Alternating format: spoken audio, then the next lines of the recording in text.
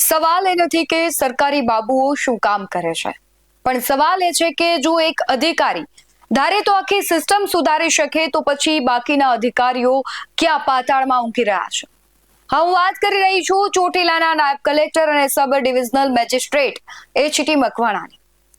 જે અધિકારીએ માત્ર ઓફિસમાં બેસીને એસીની હવા ખાવાના બદલે કાયદાના દંડાનો અસલી પાવર શું હોય તે સરકારી બાબુઓને બતાવી દીધું છે.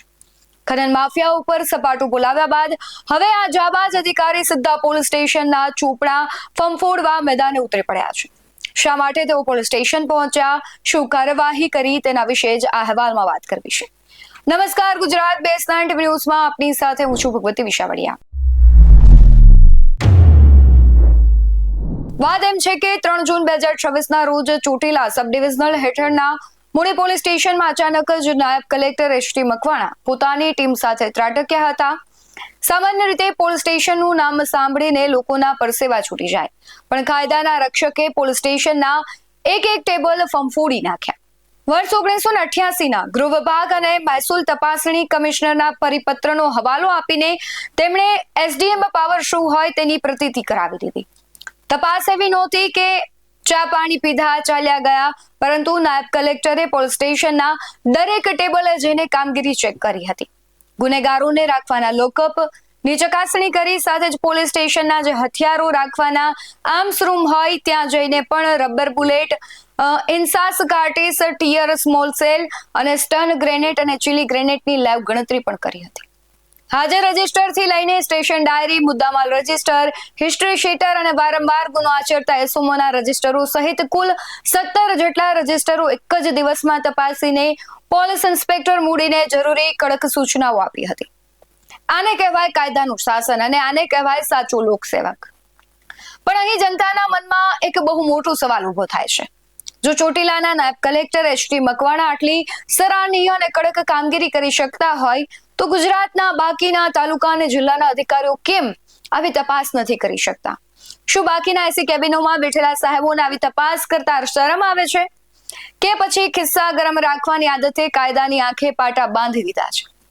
જો દરેક નાયબ કલેક્ટર કે મામલતદાર દર મહિને પોતાના વિસ્તારના પોલીસ સ્ટેશનો અને સરકારી કચેરીઓનું આવું જ કડક ઇન્સ્પેક્શન કરવા માંડે તો ગુનેગારો અને ભ્રષ્ટાચારીઓની આટલી હિંમત વધે ખરી? પ્રશંસા કરવી પડે જ, કારણ કે ચોટીલાના ડેપ્યુટી કલેક્ટરની જેમણે સાબિત કરી દીધું છે કે સિંઘમ ફિલ્મોમાં જ નથી હોતા, વર્તમાનમાં અને વાસ્તવિકતામાં પણ સિંઘમ આપણા રાજ્યમાં છે. આશા રાખીએ કે એક અધિકારીના કામમાંથી ગુજરાતના બીજા 800 અને મલાઈ ખાતા અધિકારીઓ કંઈક બોધપાઠ લેશે અને ખરેખર જે તેને પદ મળ્યું છે, પ્રતિષ્ઠા મળી છે અને પાવર મળ્યો છે તેનો સાચો ઉપયોગ કરે. સુરેન્દ્રનગર એક એવો વિસ્તાર હતો કે જ્યાં ખનીજ માફિયાઓ બેફામ હતા. વર્ષોથી તેને ડામવા માટે પ્રયત્નો થતા હતા, પરંતુ તેની જે દાદાગીરી છે, તેનું જે ગેરકાયદે પ્રવૃત્તિઓ છે તેને રોકી નથી શકાતી. પરંતુ આ એક જાબાજ અધિકારી આવે છે, તેને જે પદ મળ્યું છે, તેને જે જવાબદારી મળી છે, તેમણે નિષ્ઠાપૂર્વક કામ કરી અને તેમને જે પદ મળ્યું છે, પ્રતિષ્ઠા મળી છે, તેનો સાચો પાવરનો તેણે ઉપયોગ માત્ર કર્યો છે. કશું નવું નથી કર્યું, માત્ર તેમણે પ્રામાણિકતા સાથે પોતાની ફરજ નિભાવી છે અને જે આખો ગંદકી હતી સુરેન્દ્રનગર જિલ્લામાં તેને સાફ કરવાનું કામ કર્યું છે. આ જાબાજ અધિકારીને લઈને તમારું શું માનવું છે કમેન્ટમાં જરૂરથી જણાવજો અને જે 800 અધિકારીઓ છે એને પણ ઠપકો જરૂરથી આપજો.